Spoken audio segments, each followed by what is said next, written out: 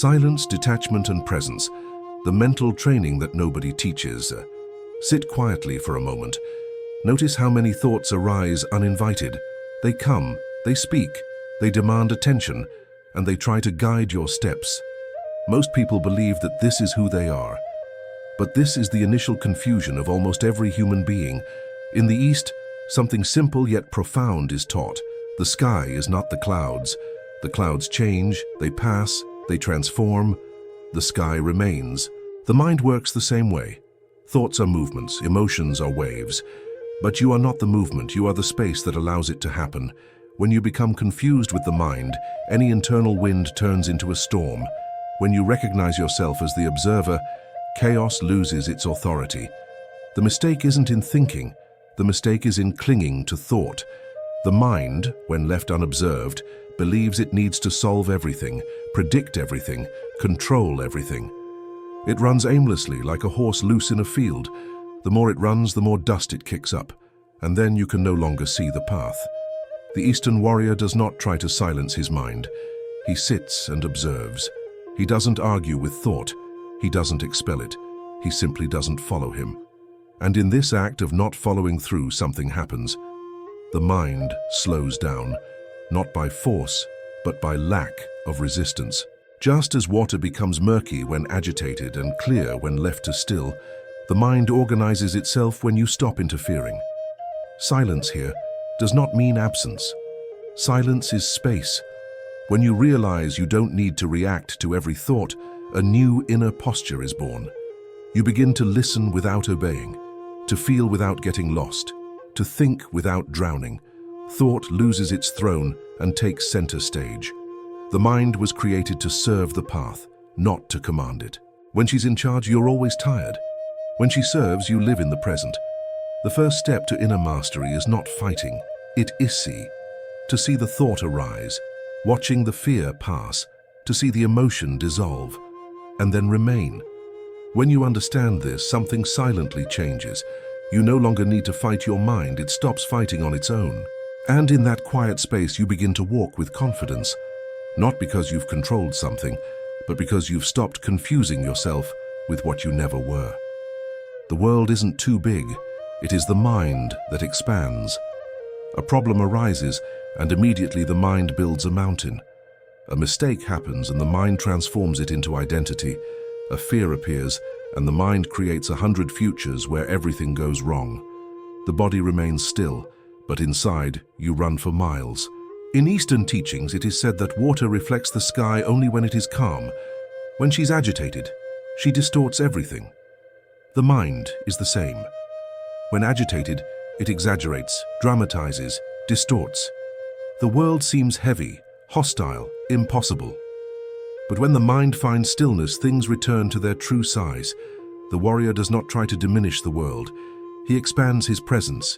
And when your presence grows, the world automatically seems smaller. Not because the challenges disappear, but because you no longer get lost within them. Thinking is not the problem. Mental attachments are. The mind clings to stories, interpretations, and predictions. And the more you cling to these narratives, the further you become from what is really happening. The East teaches, don't feed the thought that steals your ground. Observe, breathe. Times.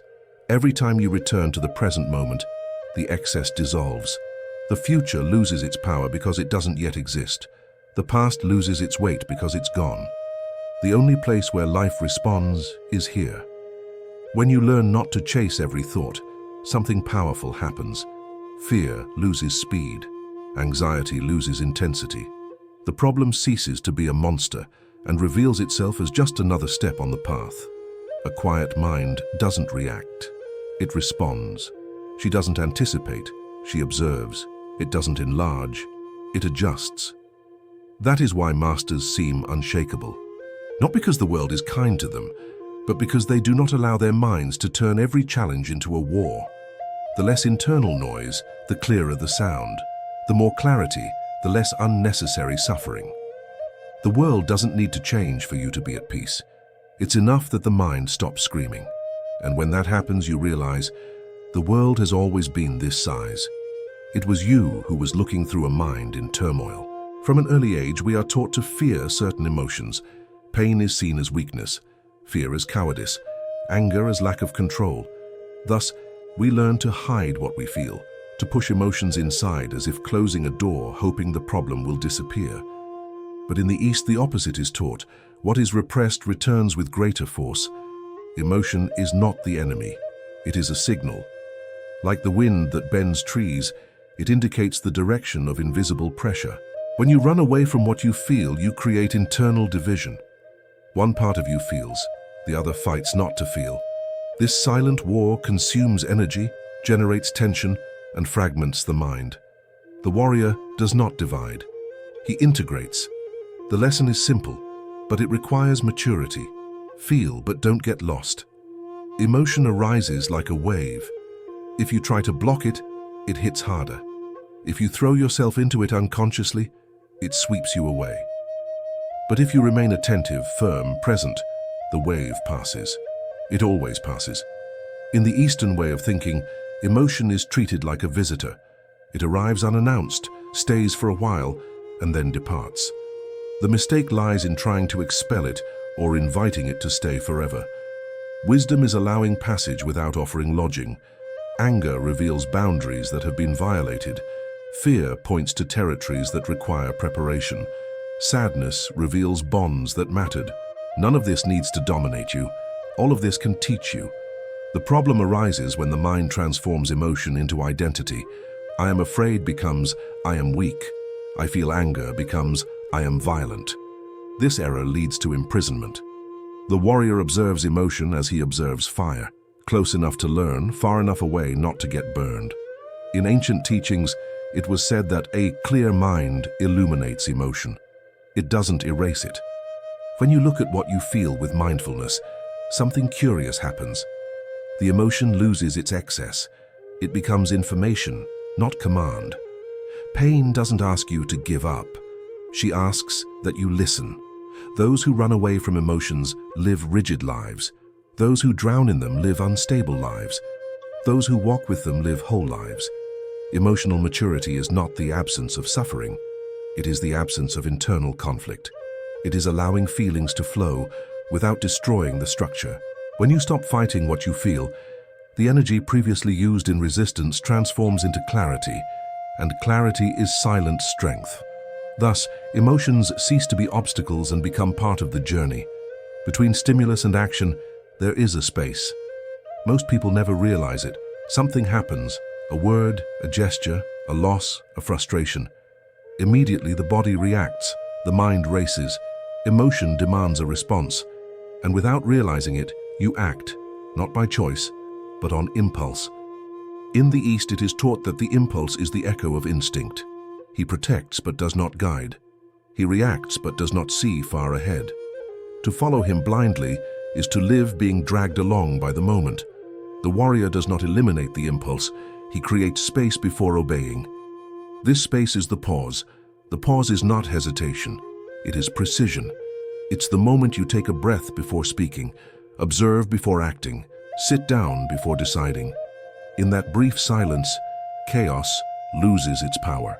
Most mistakes stem from emotional haste, words spoken too soon, actions taken in the heat of the moment, paths chosen to relieve immediate tension, not to sustain the future. Pausing interrupts this cycle. In ancient training, the disciple was taught to do not draw your sword on your opponent's first move. Those who react too quickly expose themselves. Those who observe create an advantage. That's how it is in life too. When someone provokes you, the pause prevents you from surrendering your peace. When something gets out of control, pausing prevents you from amplifying the pain. When fear arises, pausing prevents it from turning into panic.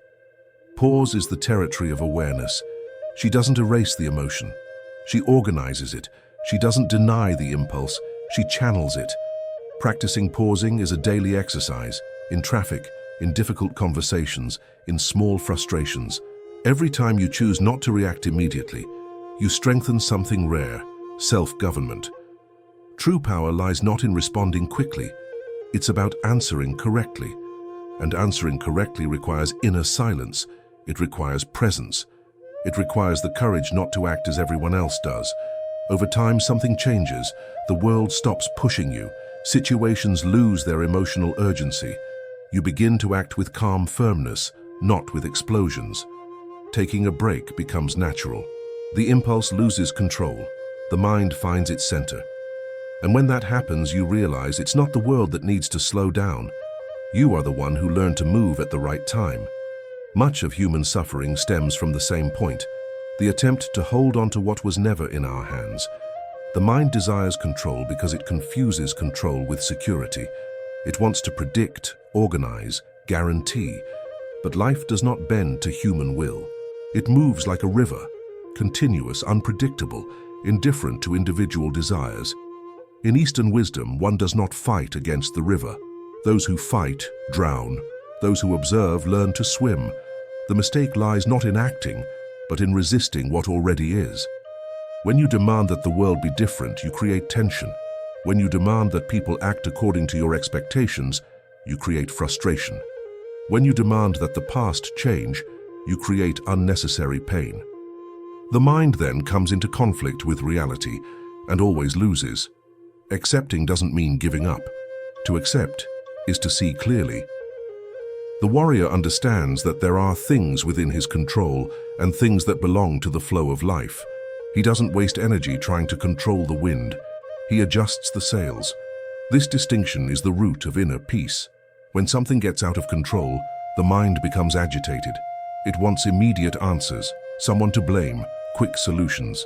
But wisdom teaches that not everything requires immediate action. Some situations call for silence, others call for time, others simply call for presence. An attachment to control creates rigidity, and everything that is rigid breaks. He who learns to yield without losing himself develops an invisible strength. He does not despair when plans change. He does not break when the path narrows. He adapts. And adaptation is the highest form of intelligence. The river doesn't ask if you're ready. He keeps running. When you stop fighting the current, something changes inside. Anxiety diminishes, anger dissolves. The mind stops wasting energy trying to control the impossible. That energy returns to what truly matters, your posture, your conscious action, your direction. Acceptance guides the right action. It cleanses away excess emotion. The warrior who accepts the world as it is does not become passive. He becomes precise. He acts when necessary and remains silent when action would be wasteful. He understands that life is not against him. It simply follows its course. And in this understanding, freedom is born. Not the freedom to control everything, but the freedom to not be dragged along by anything. Many believe that transformation comes from big decisions, major disruptions, big moments. But the East teaches the opposite. Destiny is shaped by small gestures, repeated when no one is watching. A drop does not pierce the stone by force, but by persistence. Discipline is not rigidity, it's alignment. It is born when you do what needs to be done, even when you don't feel like it, even when there's no motivation, even when the world doesn't applaud. This silent repetition builds something stronger than enthusiasm, inner confidence. A warrior doesn't ask himself every day if he's feeling inspired. He walks. The modern mind seeks intensity. It wants rapid changes, visible results, immediate proof. When this doesn't happen, it abandons the path. But ancient wisdom knows that what grows slowly takes root deeply. Training a little every day strengthens you more than training a lot once. Silencing the mind for a few minutes each day generates more clarity than long, sporadic rituals. Keeping your word to yourself builds more character than grand promises.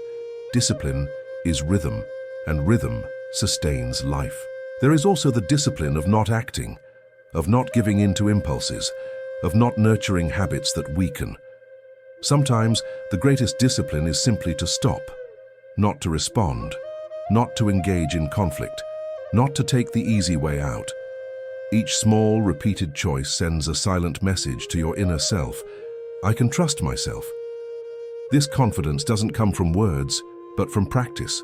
The body learns, the mind learns, the spirit organizes itself. Over time, discipline ceases to be effort and becomes identity. The disciplined warrior does not live in a state of war with himself. He lives in order. He sleeps better. He makes better decisions. He reacts less. He observes more. Life seems less chaotic because he has built structure within himself. Discipline does not eliminate difficulties. It prevents you from getting lost in them. Ultimately, it's not habit that transforms you. It's who you become by honoring the habit. And when the world falters, when chaos approaches, when everything seems uncertain, it is this silent strength, built day after day, that keeps you standing. There's a voice that has been with you forever. She comments on every step, judges every choice, relives every mistake, and anticipates every possible failure. Sometimes she whispers, sometimes she shouts. When you don't recognize her for who she is, that voice becomes your greatest saboteur. Eastern wisdom teaches that not every voice deserves to be followed. Some exist solely to test your attention. That voice isn't you. She is an echo of old fears, of words heard, of expectations that were never yours. The mind repeats because it has learned to repeat. It believes that by constantly alerting it is protecting, but excessive protection becomes a prison. The mistake lies in believing everything the mind tells you. The warrior doesn't argue with the voice. He doesn't try to defeat it. He observes it until it tires of talking to itself. When you notice a self-destructive thought arising and simply acknowledge it, without following it, without feeding it, without reacting, something changes. The voice loses energy. It encounters neither resistance nor adherence, and what is not fed weakens. In Eastern tradition, it is said that the mind becomes quiet when it encounters no conflict. Fighting against thoughts gives them importance. Ignoring them consciously dissolves them. Harsh self-criticism is not wisdom, it's noise. She tries to convince you that you need to punish yourself to grow, diminish yourself to improve, relentlessly push yourself to move forward. But this path generates tension, not clarity. It generates rigidity, not strength. The warrior treats the mind as he treats a restless apprentice, with firmness and calm. He corrects without humiliating. He guides without violence. He knows that the mind learns by example, not by attack. When you start talking to yourself less and observing more, you discover something liberating. Silence doesn't weaken you, it sustains you.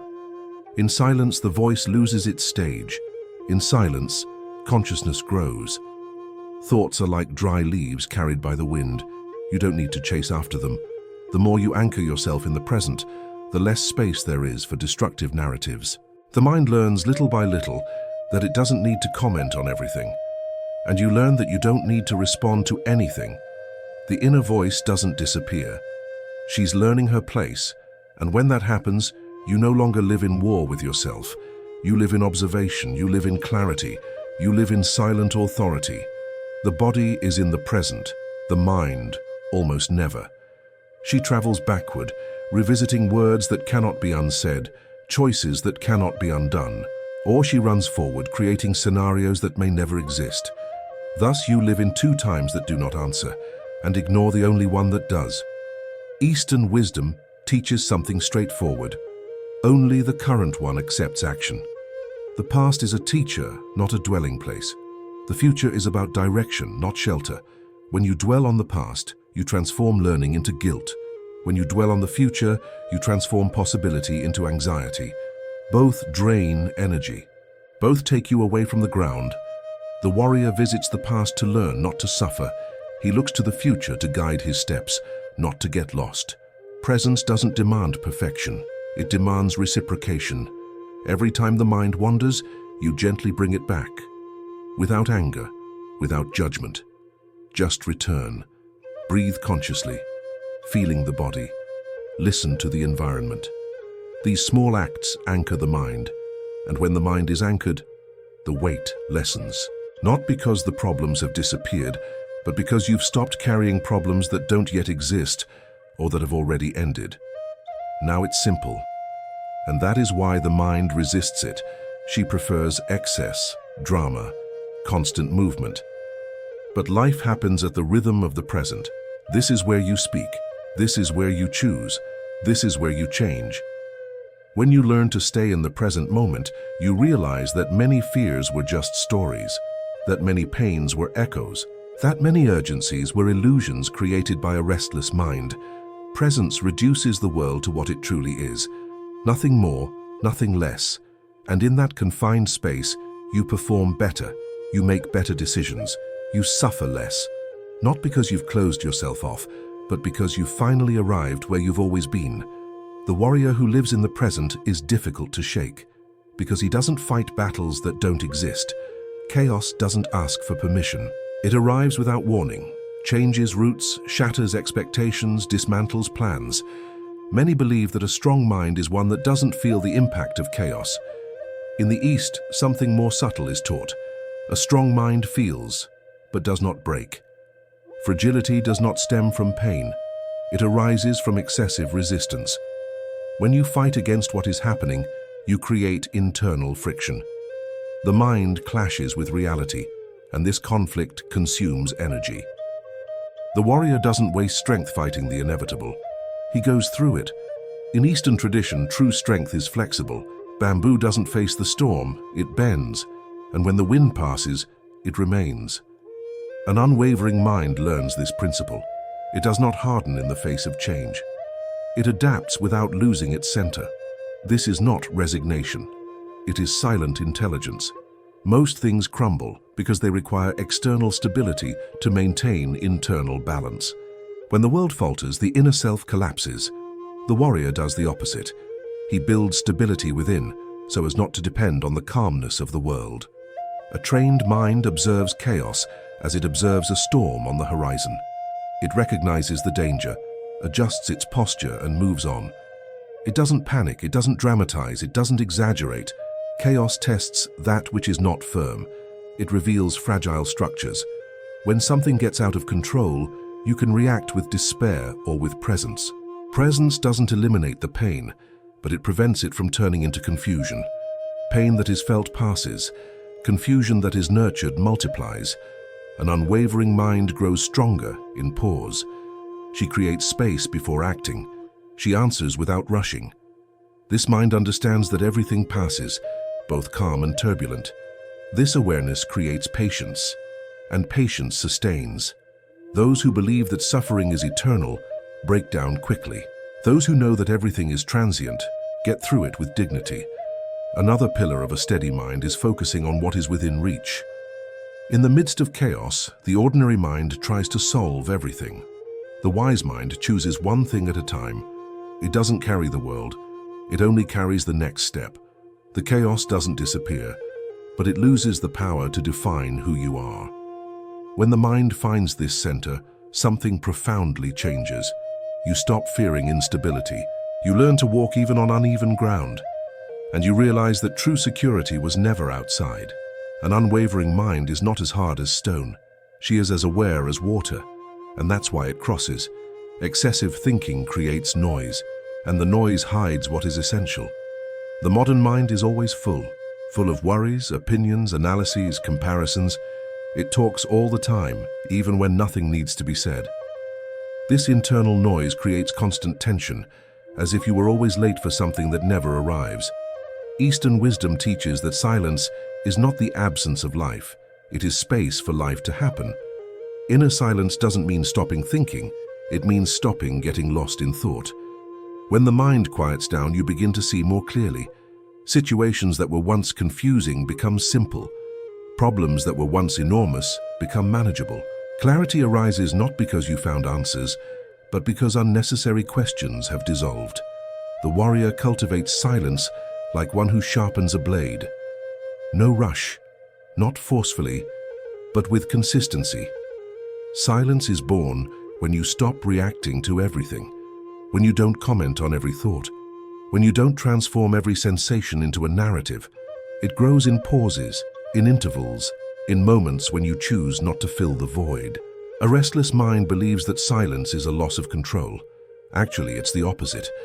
In silence, fear loses its echo. Anxiety runs out of fuel. Insecurity loses its spotlight. The East teaches that a clear mind emerges when the lake is calm. There's no need to forcefully remove the impurities. Just don't agitate the water. Over time, everything will settle. Small rituals build this state. Breathe before responding. Observe before judging. Feel the body before deciding. These simple gestures create inner space, and in that space wisdom is born. Silence also restores presence. You end up living where you are, not where you fear to be. When the noise subsides, you realize that many worries were just mental habits, that many conflicts were unnecessary. That much of the suffering came from overinterpretation, not from reality. A silent mind is not an empty mind. It is functional. She thinks about it when she needs to, act when the time is right, rest when there is nothing to do. And in this balance, life breathes. You breathe.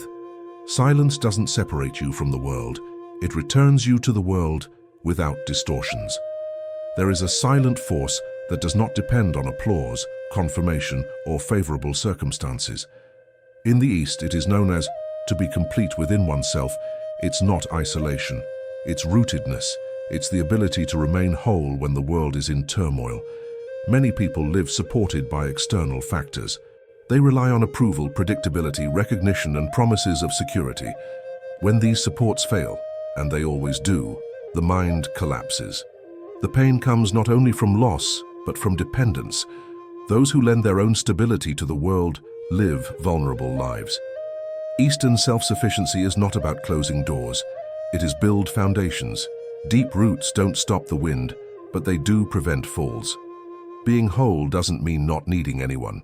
It means not demanding that the other person support what is your own internal responsibility. Relationships become lighter when they don't carry the weight of salvation. Love becomes a choice when it ceases to be a crutch. The warrior cultivates this wholeness in the details. He fulfills his promises to himself. He maintains his focus when no one is watching.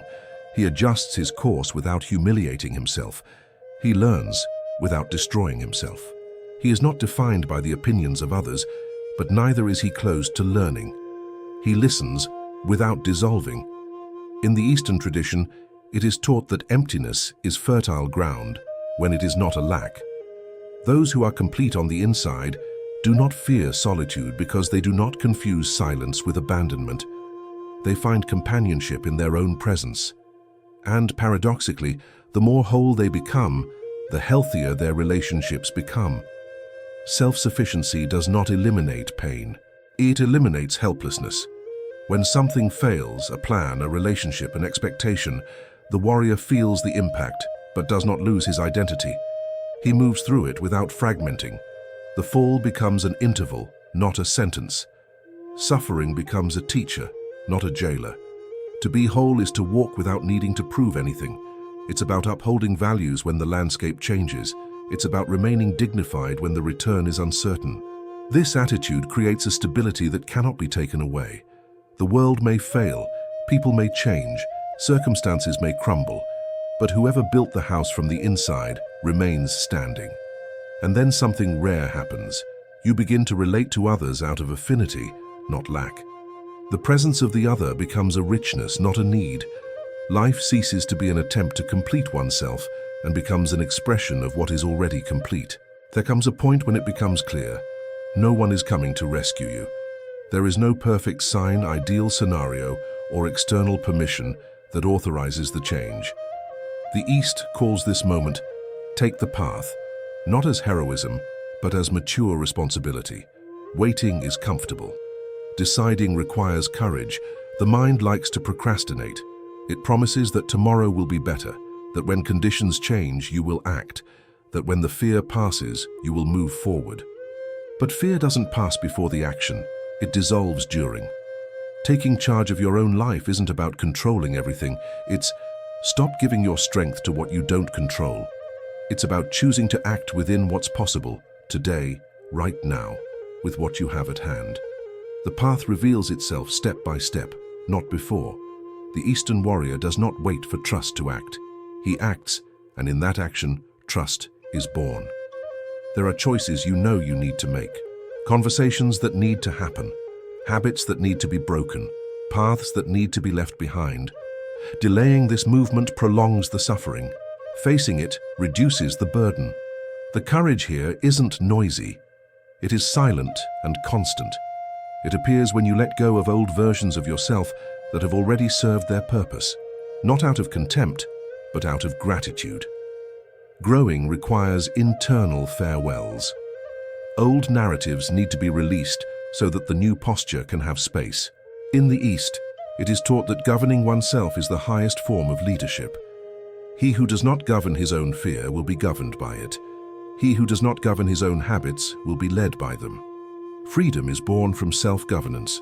Taking the path is a daily choice, small, repeated, silent. It's telling the truth when it would be easier to remain silent. It's adjusting course when you realize you've made a mistake. It's moving forward even when there's no guarantee. And then something solidifies. You stop reacting and start leading. The world doesn't get easier.